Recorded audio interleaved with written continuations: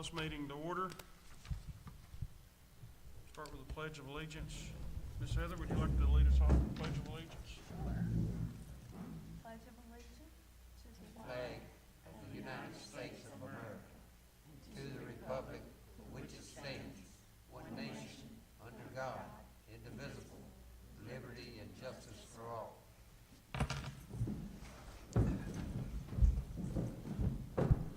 All right, do we have anybody wishing to do the invocation tonight?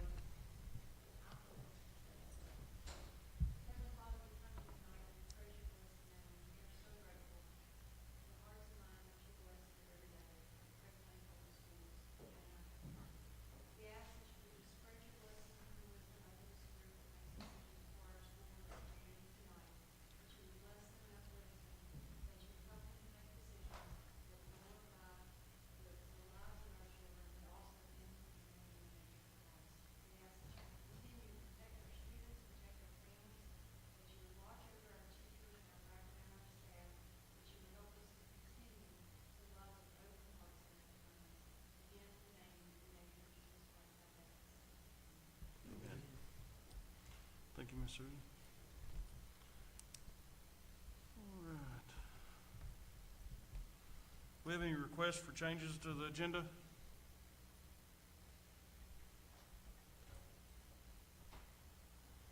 right, could I get a motion for approval of agenda? I make a motion to approve the agenda. second. Got a motion and a second? Say all in favor. All in favor? Raise Say your hand. aye. Raise it. Raise your hand. Aye. Sorry.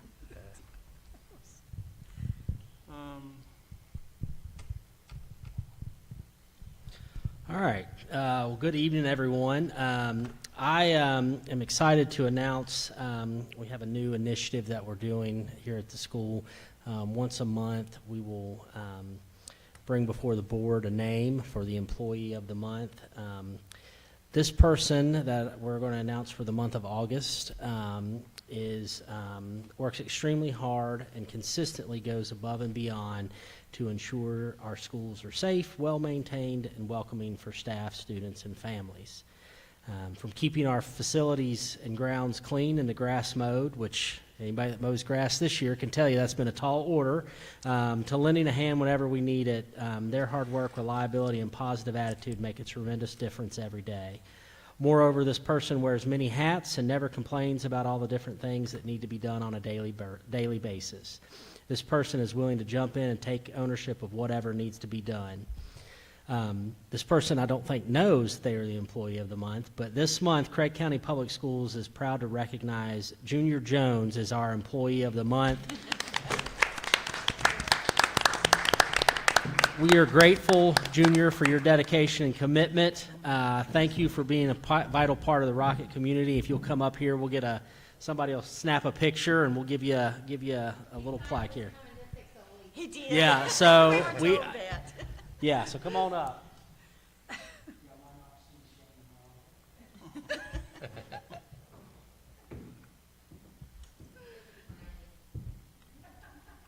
You can fix a leak later. Yeah. Thank you.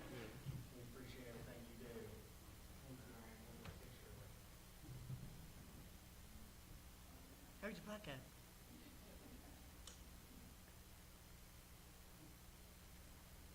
That's sweet. Now you can go find a leak. Yeah, right. Thank you, Mr. Jones. Thank you. Thank you. Thank you, Junior. We appreciate it. That's sweet. Yeah. Well, it was my idea, so I had some help, so you can blame me. Thank you. All right, do we have any citizens or delegations wishing to speak? No, sir.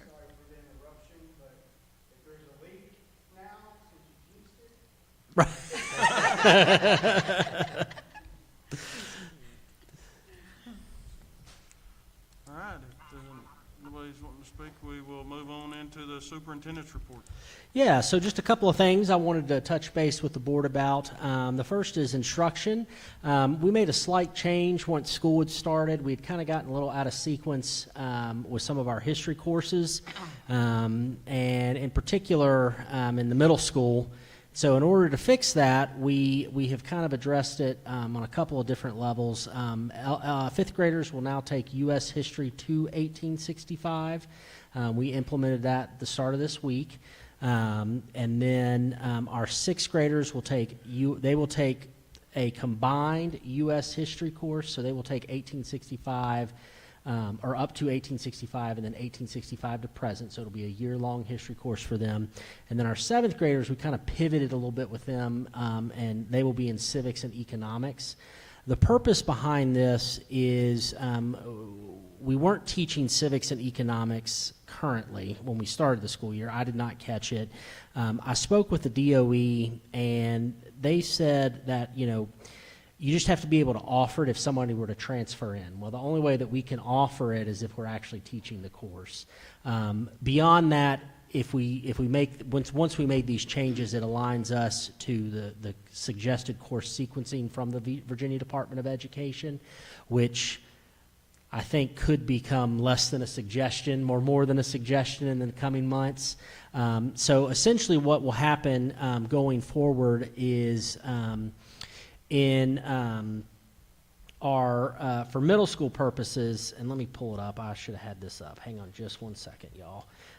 Kindergarten will take, I think it's their community is the civic or the social studies course that kindergartners take. The first graders will take a history course on the Commonwealth of Virginia. Grade 2 will do United States of America history. Grade 3 will do world history, very brief overview of world history. Fourth grade will be Virginia studies. We are currently aligned through those. Where we got off sequence was this grade 5. So now grade 5 will do U.S. history to 1865. Grade 6, we will do 1865 to present. Grade 7 will do civics and economics. 8th grade, going forward next year, we will offer world geography. And then 9th and 10th grade will take world history. And then, of course, 11th grade will do U.S. and Virginia history. And then 12th grade will do government. So that will get us aligned through that. Again, I'm not sure where we kind of got off sequence or how we got off sequence. But, once we found it, felt like we needed to make a change pretty quick and make sure that our kiddos are getting a social studies course every year. Are there any questions? So beyond that, I sent a letter home to parents explaining that of our 5th, 6th, and 7th grade students. We sent a letter home to them. And then I also held 2 Q&As on last Thursday, whatever day that was, and then this Tuesday as well. Didn't have many participants, but the participants that did show up were very supportive and very on board with the change. I will also say that the 5th and 6th graders this year are going to get, because it is such a late change, they will get sort of a overview. They won't do as deep of a dive as I would have liked, but they will get a solid foundation in those social studies courses to kind of get them squared away so when they come into school next year, we're on sequence. Any questions on any of that? Okay. Also wanted to briefly touch base with the board that Craig County Public Schools was randomly chosen for a special education review process. This stems from the Virginia Department of Education probably about 10, 15 years ago. They got audited by the Federal Department of Education. There were some areas that the Virginia Department of Education wasn't doing correctly. And so now, in order to make sure that everybody's on the same page, they will periodically select schools each year to kind of come in and review. And so what this entails is they will kind of come in and do some file reviews, some observations, talk with some of our special education teachers. It's a significant lift for primarily our Director of Special Education, Ms. Wolf Carper. But she and I and Ms. Van Dyke have been in contact with some school divisions that have recently done it and provided a lot of information and good support for us on there as well. So just wanted to let you guys know that that is coming. They will be on site throughout the course of the year a couple different times. Typically when these things occur, they will find things that we need to improve upon. And so that's kind of normal. That's part of the process. But we will certainly learn from it and emerge on the other side with a more robust and more productive special education process. Two other things that I wanted to touch base with, the Superintendent's Advisory Council. I have contacted all of the people. So we sent a survey out to 9th through 12th grade students, families, and the community, seeking 2 representatives from 2 students from high school, 2 parents, 2 teachers and staff, and then 2 community members. This purpose of this committee is just to kind of be a sounding board for me, meet periodically once a month, kind of to talk about different issues that are facing the division, how we can move forward. That survey closed a couple weeks ago. Our first meeting will be on September 25th, and everyone that was random, so we randomly selected those individuals. I contacted them this past week. Everyone that I contacted voluntarily agreed, more than willing to participate. So we'll get that going. We'll, of course, anything that emerges from that, I will touch base with the board as well. The other thing, and this is also on board docs, is our stakeholder survey results from the survey that I sent out earlier in the year. I'm not going to read everything. Really what I want to kind of draw attention to is the last couple pages in the implications section. Some of the themes that we saw that I think will be beneficial for me to know going forward is, communication. That was an area primarily out of my office that the community and folks that took the survey said that they would like to see kind of some improved things there. And so we've already taken some steps to be proactive with that. We will continue to be very communicative with our community. Some other areas that kind of emerged were, different, improving the culture and climate of Craig County Public Schools to hopefully keep our teachers here. Be very realistic. You can drive 30 minutes to Roanoke and make considerably more money than what we can pay here. And so we need to work collectively to make, especially our younger teachers, fall in love with Craig County and the community so that they do want to stay. Some different recommendations that I felt like kind of came from this is just highlighting and marketing ourselves as Craig County Public Schools. Be very transparent about what we're doing well and also what we're not doing well in areas that we need to improve. I'll point to the social studies curriculum change. We were very upfront, very honest about, hey, we had something that wasn't right. We didn't catch it in time. When we did catch it, we made course corrections immediately. Strengthening of our signature programs, these things like ag, and just different partnerships that we can develop. Ms. Van Dyke and I have met with Virginia Tech. They have a Center for Rural Education at Virginia Tech, and so she and I met with their program director on ways that we can kind of build and develop some partnerships here at Craig County Public Schools. Again, that enhancement of staff recognition. We started the employee of the month. We also I sent out on Tuesday, the Teacher of the Year nomination forms as well. I know that's early, but we wanted to make sure we had plenty of time to get them. That way that if they chose to, we could get them entered into the statewide Teacher of the Year competition as well. Again, that expanding of community partnerships and engagement.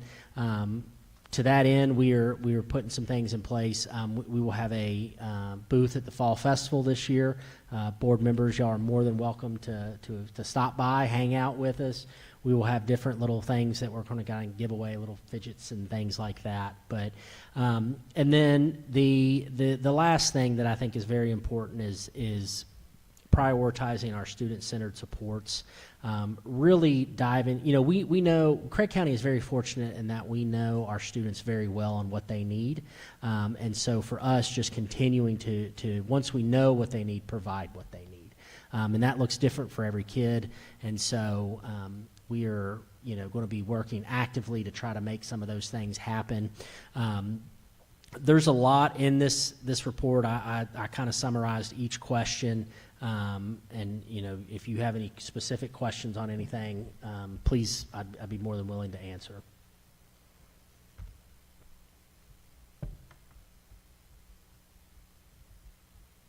Got anything else?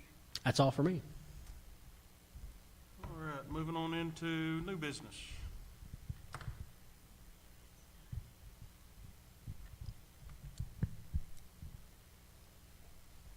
All right, if there's no new business, we'll move on into unfinished business. Got the CBA policy revision. I make a motion to approve it as presented. We have a motion to approve the policy revision. Need a second? I second. We have a motion and a second. All in favor, raise your right hand. All against? Good. All right, moving on to 7.2, VSBA July 2025 policy updates, final reading. I make a motion to approve the VSBA final reading, 25. I second. We have a motion and a second on the floor. All in favor, use your right hand.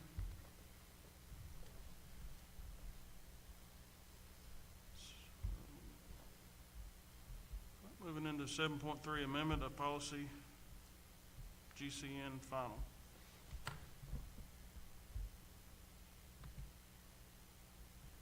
I think we came up with a good satisfactory thing on that, so I make a motion to approve it as Second. presented.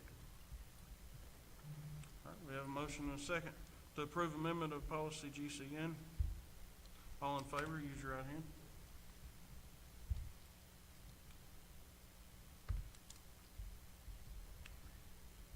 All right, that's approved.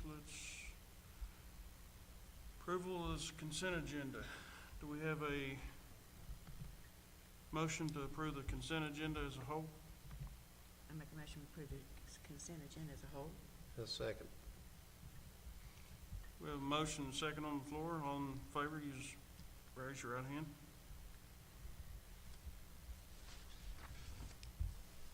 All right. Moving on into 9, closed session. I make a motion we go into closed session according to Virginia Code 2.2-3711.A1 and 2. Motion to be made to go into closed session for the discussion of student discipline matters and personnel matters.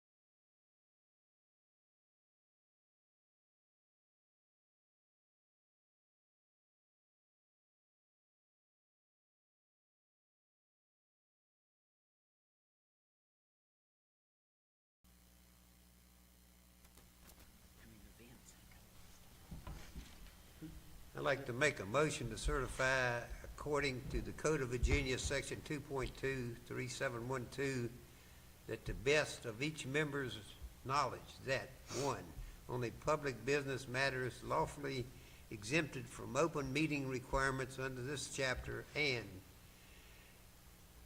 two, copy, only such public business matters as were identified in the motion by which the closed session meeting was convened were heard, discussed, or considered by the school board. Get a second. Second. We have a motion and a second. Raise your right hand. And lost here. There's no actions resulting from closed session, so we'll move on to board comments and information. There's just some conferences and stuff in there. If y'all wanna attend them, just let me know and I Just can let get- you know Yep. if we're going, okay? Mhm. Thank you. All right, I think that's everything. I was gonna bring up just, I sent the proposed policy, but just to let everybody think on it, because hopefully we can get it out so everybody can look at it.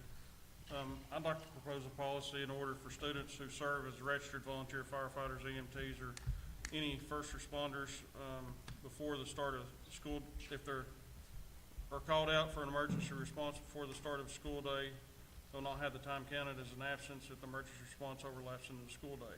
Furthermore, if the students need to leave after school, extracurricular activities, including athletics, slightly early due to emergency service duties, this will not be counted against their participation record.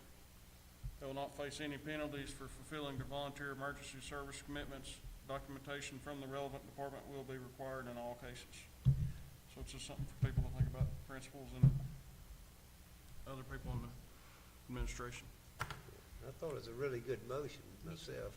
But, I'll get Jessica to send it out and people Okay. can look over it and see if you see any changes that needs to be done. I just think it's a good way to support our local volunteer first responders. Right. And in a small county like ours, we need all the help we can get. And people don't think that 16, 17-year-olds do a lot, but they get a lot of training and it teaches them a good work ethic out there, and they support the county and save a lot of lives by helping. So, if there will be nothing else, meeting is adjourned.